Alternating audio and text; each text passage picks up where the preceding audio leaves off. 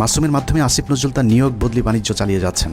সূত্র জানিয়েছে, আসিফ নজরুল তার স্ত্রীকে আমেরিকা পাঠানোর প্রস্তুতি নিয়েছেন এবং 5 তারিখের পর থেকে দুহাত ভরে টাকা কামাচ্ছেন এবং সেই টাকা যুক্তরাষ্ট্রে পাচার করবেন বলেও তার এক ঘনিষ্ঠ সূত্র জানিয়েছেন। এরই মধ্যে তার ঘনিষ্ঠ এক সাংবাদিকের মাধ্যমে $1.3 মিলিয়ন দিয়ে বাড়ি কেনার চেষ্টা করছেন আসিফ নজরুল। আসিফ নজরুল কেন মাসুমের কাছে জিম্মি সেটা বের করতে পারলেই আজকের পুরো অনুসন্ধানের মূল রহস্য বেরিয়ে আসবে। শামসুদ্দিন মাসুম আসিফ নজরুলের ঘনিষ্ঠ হবার আগে আইন মন্ত্রণালয়ের আরেক কর্মকর্তা উম্মে সরাবন তহুরাকে আসিফ নজরুলের কাছে পাঠিয়েছিলেন, কিন্তু উম্মে তহুরা যে শামসুদ্দিন মাসুমের বেড পার্টনার সেটা আসিফ নজরুল একেবারেই জানতেন না। যতদিনে জেনেছেন ততদিনে আসিফ নজরুলের গোপন ভিডিও তহুরার হাতে। সেই ভিডিওর ভয় দেখিয়ে আসিফ নজরুলের পিএসের চেয়ারে বসানো হয়েছে শামসুদ্দিন মাসুমকে। আইন মন্ত্রণালয়ে আসিফ নজরুলের চেয়ার বড় হলেও ক্ষমতায় মাসুম আর তহুরা সবার চেয়ে উপরে, আর তাদেরকে দিয়ে প্রথম আলো আওয়ামীপন্থী কর্মকর্তাদেরকে গুরুত্বপূর্ণ সব পদে বসিয়ে যাচ্ছেন। আসিফ নজরুলের মাধ্যমে ফারুকীকে উপদেষ্টা বানিয়েছে প্রথম আলো, যে কারণে হানি ট্র্যাপের শিকার আসিফ নজরুল সারা জীবন গণতন্ত্রের পক্ষে কথা বলেও গোটা দেশের মানুষের মতামতকে উপেক্ষা করে ফারুকীকে উপদেষ্টা করে রাখতে বাধ্য হন। বর্তমান সরকারের প্রথম আলো চক্রের আরেক গুরুত্বপূর্ণ সদস্য প্রধান উপদেষ্টা প্রেস সেক্রেটারি শফিকুল আলম। 5 আগস্টের আগে কখনো শফিকুলের নাম কেউ শুনেছেন কিনা তার সন্দেহ আছে। তারপরেও 15 বছর হাসিনার বিরুদ্ধে চুপ থাকা শফিকুল হঠাৎ করেই রং পাল্টে হয়ে গেলেন বিদ্রোহী সাংবাদিক। ডক্টর মোহাম্মদ ইউনূসের ভারত বিরোধী পলিসির কারণে শফিকুল আলম এখন ভারতের বিরুদ্ধে কথা না বললেও তিনি সরকারের ভেতরে বসেই ভারতের এজেন্ডা বাস্তবায়ন করছেন। 5 আগস্টের 4 দিন পর 9 তারিখে বাংলাদেশে হিন্দু নির্যাতনের মিথ্যে অভিযোগ তুলে শাহবাগে হিন্দুদের যে সমাবেশ হয়েছিল সেই সংবাদ এফপিতে প্রচার করে তিনি প্রথম বাংলাদেশে হিন্দু নির্যাতনের বিষয়টি আন্তর্জাতিক স্বীকৃতি দিয়েছিলেন, যে বিষয়টি তিনি ফেসবুকে পোস্ট করেছেন। এছাড়া রাহুল আনন্দের বাড়িতেও আন্দোলনকারীরাই নাকি অগ্নি সংযোগ করেছে এমন মিথ্যা গুজবও তিনি তার ফেসবুকে ছড়িয়েছিলেন। ডক্টর ইউনূসের আদেশ মান্য করতে ইদানিং শফিকুল হিন্দুদের উপর নির্যাতনের বিষয়টি অস্বীকার করলেও প্রেস সেক্রেটারি হবার আগ পর্যন্ত তিনি হিন্দু নির্যাতনের মিথ্যা গুজব তার ফেসবুকে প্রচার করেছেন, যা এখনও তার ফেসবুক ওয়ালে গেলে পাওয়া যায়। শফিকুলের আসল পরিচয় জানতে তার কিছু পুরাতন ফেসবুক পোস্ট দেখলেই চলবে।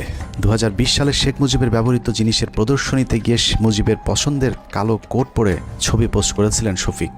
অতীতে আওয়ামী প্রীতি এবং ইসলাম বিদ্বেষী এরকম অনেক পোস্ট রয়েছে শফিকুলের ফেসবুকে।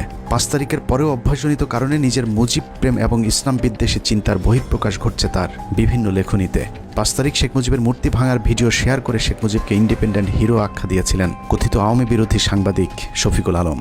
আগস্টের 9 তারিখে শেখ মুজিবের নামের পরিবর্তে হযরত ইব্রাহিম আলাইহিস সালামের নামে এক্সপ্রেসওয়ের নাম পরিবর্তনে বেজায় কষ্ট পেয়েছিলেন শফিকুল আলম। শফিক লিখেছিলেন, শেখ মুজিবের নামের পরিবর্তে ইব্রাহিম আলাইহিস সালামের নাম দেওয়াটা একটা ফাজলামো। যারা মুজিবের নামের জায়গায় ইব্রাহিম আলাইহিস সালামের নাম চেয়েছেন তাদের বিচারের দাবি করে শফিকুল আলম লিখেছিলেন, যদি নাম পরিবর্তন করতেই হয় তাহলে ইব্রাহিমের নামের পরিবর্তে যোগেন্দ্রনাথ মণ্ডলের নাম দেয়া হোক। 15 বছর শেখ হাসিনা লুটপাটের উদ্দেশ্যে করা কোনো প্রকল্প নিয়ে শফিকের এত খারাপ লাগেনি যতটা মডেল মসজিদ করাতে লেগেছে। বিটিভির টকশোতে গিয়ে শফিক ক্ষোভ জানিয়ে বলেছেন, মডেল মসজিদ কেন বানাতে হবে? এই যে সরকারি ব্যয় আমার এত 560টা মসজিদ কেন করতে হবে? আমাদের মসজিদের কি অভাব পড়ছিল? বিএনপির ব্যাপারেও চরম বিদ্রোহী শফিকুল আলম।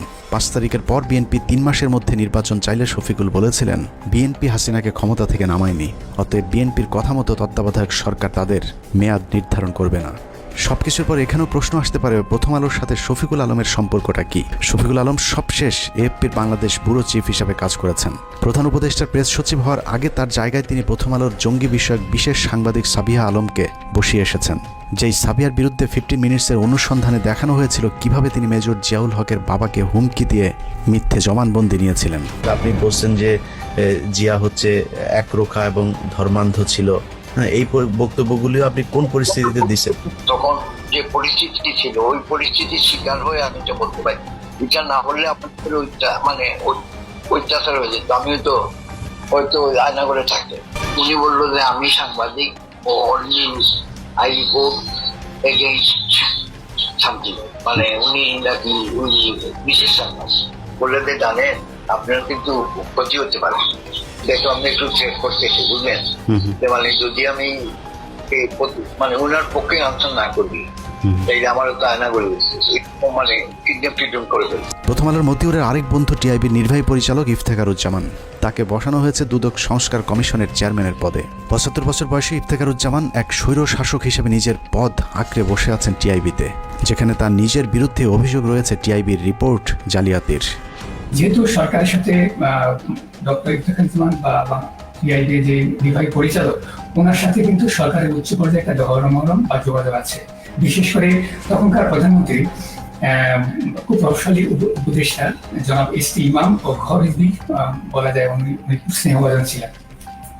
এখন অনেকটা বলা যায় এই সম্পর্কের কারণে আওয়ামী লীগ সরকার বা শেখ হাসিনা সরকার যাতে করে কোনো প্রকার ব্যয়কায়দা না পড়ে এবং টিআইবিও যেন ঝুঁকিতে না পড়ে বা শেখ হাসিনার বিরাট ভাজন না হয়, তখন উনি যে কাজটা করেছেন এই রিপোর্টটাকে তামাদি করে দিয়েছেন, উনি প্রকাশ না করার জন্য সিদ্ধান্ত নিয়েছিলেন। এবং এই রিপোর্টটা যদি প্রকাশ পেত তাহলে বাংলাদেশের মানুষ, বাংলাদেশের জনগণ এবং বাংলাদেশের বিভিন্ন পর্যায়ে যারা আছে বা তাদের সংস্থাগুলোকে জানতে পারত যে বাংলাদেশে উচ্চ পর্যায়ে কিভাবে দুর্নীতিগুলো সংঘটিত হয়, আয়োজিত হয় এবং দুর্নীতির যে সাথে যুক্ত যারা মানে বলা যায় প্লেয়ার বা খেলোয়াড় তারা কিভাবে সেখানে খেলে, হ্যাঁ, কার কি রোল থাকে এবং সেটার প্রভাব কি আমাদের দেশবাসী খুব ভালোভাবে জানতে পারতো। টিআইবির সাবেক কর্মকর্তা রেজাউল করিমের করা কয়েকটি রিপোর্ট সহ বিগত আওয়ামী সরকারের বিরুদ্ধে করা গুরুত্বপূর্ণ কয়েকটি রিপোর্ট গায়েব করে দিয়েছিলেন ইফতেখারুজ্জামান। ইফতেখারের মাধ্যমে প্রথম আলো আসিফ নজরুল গং তাদের পছন্দের দুর্নীতিবাজ এক কর্মকর্তাকে দুদকের চেয়ারম্যান বানানোর অপতৎপরতা শুরু করেছেন।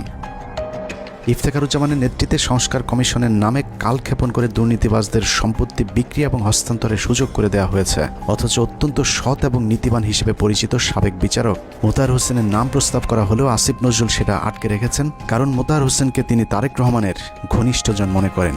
আসিফ নজরুলের সাফ কথা, তারেক রহমানের ঘনিষ্ঠ কেউ দুদকের চেয়ারম্যান হতে পারবে না।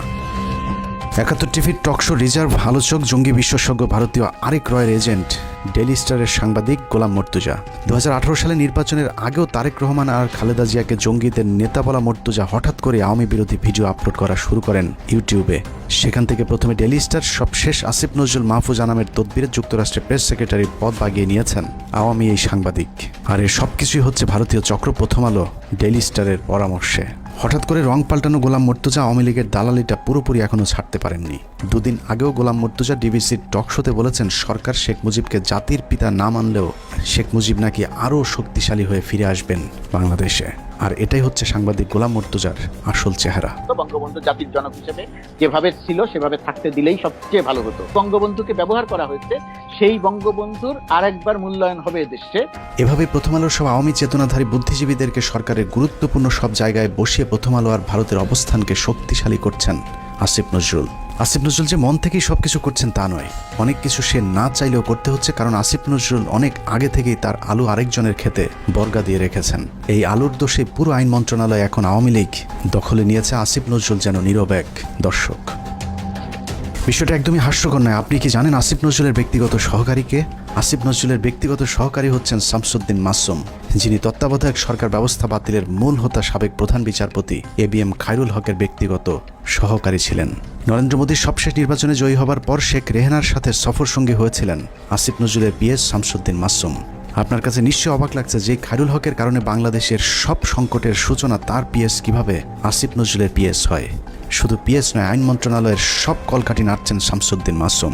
আসিফ নজরুলকে ভাঙিয়ে মাসুম এরই মধ্যে শুরু করেছেন ব্যাপক চাঁদাবাজি। মাসুমের বিরুদ্ধে অভিযোগ উঠেছে রেবেকা মোহাম্মদ মিমি নামে এক নারীকে বিয়ের আশ্বাস দিয়ে গর্ভে সন্তান দিয়ে ছুঁড়ে ফেলার। স্থানীয় একটি পত্রিকায় মিমি অভিযোগ করেছেন মাসুমকে বিয়ের জন্য চাপ দিলেও তিনি আইন উপদেষ্টা আসিফ স্যারের ভয় দেখাচ্ছেন।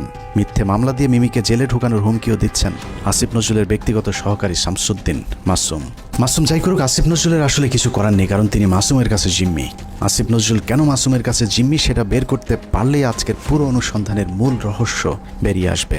শামসুদ্দিন মাসুম আসিফ নজরুলের ঘনিষ্ঠ হবার আগে আইন মন্ত্রণালয়ের আরেক কর্মকর্তা উম্মে সরাবন তহুরাকে আসিফ নজরুলের কাছে পাঠিয়েছিলেন, কিন্তু উম্মে তহুরা যে শামসুদ্দিন মাসুমের বেড পার্টনার সেটা আসিফ নজরুল একেবারেই জানতেন না। যতদিনে জেনেছেন ততদিনে আসিফ নজরুলের গোপন ভিডিও তহুরার হাতে। সেই ভিডিওর ভয় দেখিয়ে আসিফ নজরুলের পিএসের চেয়ারে বসানো হয়েছে শামসুদ্দিন মাসুমকে। আইন মন্ত্রণালয়ে আসিফ নজরুলের চেয়ার বড় হলেও ক্ষমতায় মাসুম আর তহুরা সবার চেয়ে উপরে, আর তাদেরকে দিয়ে প্রথম আলো আওয়ামীপন্থী কর্মকর্তাদেরকে গুরুত্বপূর্ণ সব পদে বসিয়ে যাচ্ছেন। এখানে প্রশ্ন আসতে পারে তহুরা মাসুমের সাথে প্রথম আলোর সম্পর্কটা কি? আসিফ নজরুলকে হানি ট্র্যাপে ফেলা উম্মে তহুরা ছিলেন প্রথম আলোর সাংবাদিক। এ ধরনের অভিযানে কাজে লাগাতেই প্রথম আলো তহুরাকে জুডিশিয়াল সার্ভিসে চাকরি নিয়ে দিয়েছিলেন। অনেকদিন আগে প্রথম আলো রয়ের রোপণ করা সেই গাছে এখন ফল ধরতে শুরু করেছে, আর আসিফ নজরুল সেই ফলের ছুঁড়ে ফেলা বিচির মতো অসহায়। মাসুমের মাধ্যমে আসিফ নজরুল তার নিয়োগ বদলি বাণিজ্য চালিয়ে যাচ্ছেন। সূত্র জানিয়েছে আসিফ নজরুল তার স্ত্রীকে আমেরিকা পাঠানোর প্রস্তুতি নিয়েছেন এবং 5 তারিখের পর থেকে দুহাত ভরে টাকা কামাচ্ছেন এবং সেই টাকা যুক্তরাষ্ট্রে পাচার করবেন বলেও তার এক ঘনিষ্ঠ সূত্র জানিয়েছেন। এরই মধ্যে তার ঘনিষ্ঠ এক সাংবাদিকের মাধ্যমে $1.3 মিলিয়ন দিয়ে বাড়ি কেনার চেষ্টা করছেন আসিফ নজরুল। আপনি সংস্কার আমার তো এই সংস্কারের প্রতি এখনো বিশ্বাস নাই। তো আসিফ নজরুল, আপনি এত ছাত্রদের নিয়ে এত চিল্লাপাল্লা করেন, হই হুলস্থুল করেন যে সংস্কার করে নাকি উল্টাইয়া দিবেন, তো আপনি একজন বিচারপতি নিয়োগ দিচ্ছেন কেন? এই সংস্কারটুকু না করে একজন বিচারপতি নিয়োগ দিচ্ছেন কেন? এভাবেই চলছে আসিফ নজরুলের সংস্কার। একদিকে ভারতীয় গোয়েন্দাদের শাখা অফিস ডেইলি স্টার প্রথম আলোর এজেন্টদেরকে বিভিন্ন জায়গায় বসানো হচ্ছে, অন্যদিকে আওয়ামী লীগকে বাঁচানোর সব চেষ্টা চালিয়ে যাচ্ছেন আসিফ নজরুল। মাঝখানে যে স্বপ্ন নিয়ে মানুষ জীবন দিল, তাদের সেই স্বপ্ন অঙ্কুরেই বিনষ্ট হবার পথে। তারপরেও আমাদের দেশের কিছু মানুষ স্বপ্ন দেখে আসিফ নজরুলের হাত ধরে এই দেশ সিঙ্গাপুর হবে। তাদের সাথে আমিও একটু স্বপ্ন দেখতে চাই, আর সেই স্বপ্ন বাস্তবায়ন করতে হলে বাস্তবেও কিছু একটা হতে হবে। কিন্তু আসলেই কি বাস্তবে কিছুই হচ্ছে? আসিফ নজরুল সারা জীবন প্রবাসীদের জন্য মায়া কান্না করে আসলেও কার্যত প্রবাসীদের জন্য কোনো পদক্ষেপ নেওয়া হয়নি, অথচ সেই মন্ত্রণালয়টি এখন তার অধীনেই। এখনও সৌদি, মালয়েশিয়া, সিঙ্গাপুর সহ মধ্যপ্রাচ্যে যেতে আগের মতোই বাড়তি টাকা গুনতে হয়। এখনও কেউ মারা গেলে তাদের লাশ আনার টাকাটাও ওই পরিবারগুলোর জন্য বোঝা হয়ে দাঁড়ায়।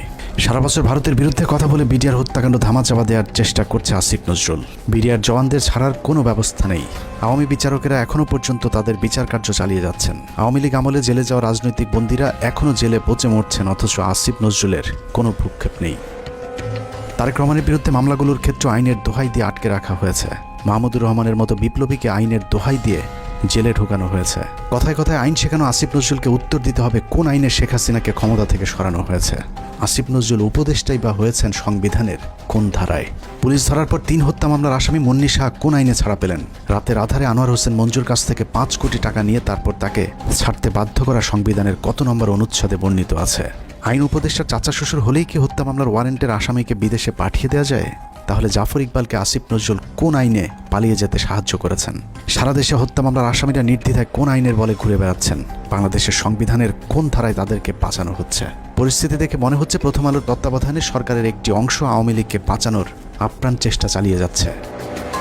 এত কিছুর পরও বিএনপি জামায়াতের এক শ্রেণীর নেতারা প্রথম আলো ডেইলি স্টারকে বাঁচাতে তাদের পাশে গিয়ে দাঁড়িয়েছে, অথচ 15 বছরে বাংলাদেশকে জঙ্গি রাষ্ট্র বানানোর কারিগর এই প্রথম আলো।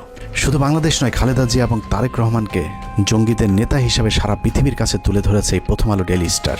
2024 সালে বলে রাখলাম, প্রথম আলোকে ভারতমুক্ত করতে না পারলে এদেশকে আবারও ভুগতে হবে। সমস্যা হলো যেদিন বুঝবেন সেদিন আর কিছুই করার থাকবে না। ভারত আর আওয়ামী লীগ যদি আরেকবার সুযোগ পায়, তাহলে এই দেশকে আর কখনোই স্বাধীনতার সূর্য দেখতে দেওয়া হবে না।